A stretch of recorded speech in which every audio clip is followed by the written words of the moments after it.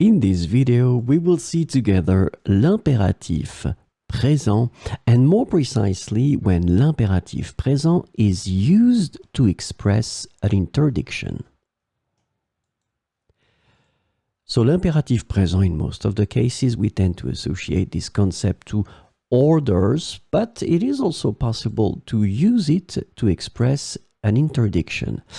But the main point is that, of course, you will have to use the negative form of l'impératif présent to express this interdiction concept. So let's have a look at some examples.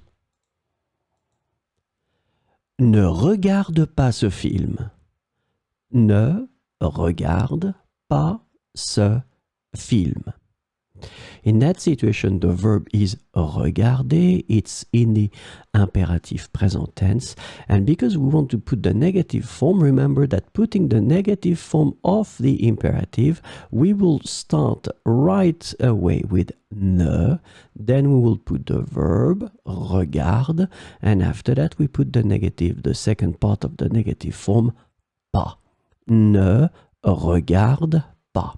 Ne regarde pas ce film.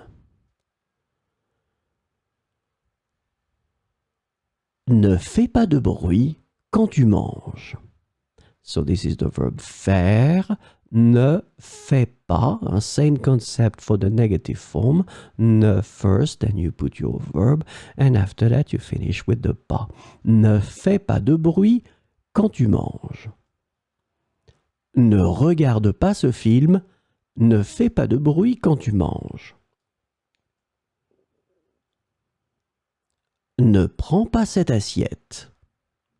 Ne prends pas cette assiette. The verb is prendre and then negative form. Ne prends pas. Ne prends pas cette assiette. Ne rentre pas tard. Ne rentre pas tard. The verb is rentrer and it's the negative form. Ne rentre pas tard. Ne prends pas cette assiette. Ne rentre pas tard. So as you can see, we can use the imperative présent to express this interdiction concept, but of course you will have to use the negative form of the imperative présent. Ne first, your conjugated verb, and then you finish with pas.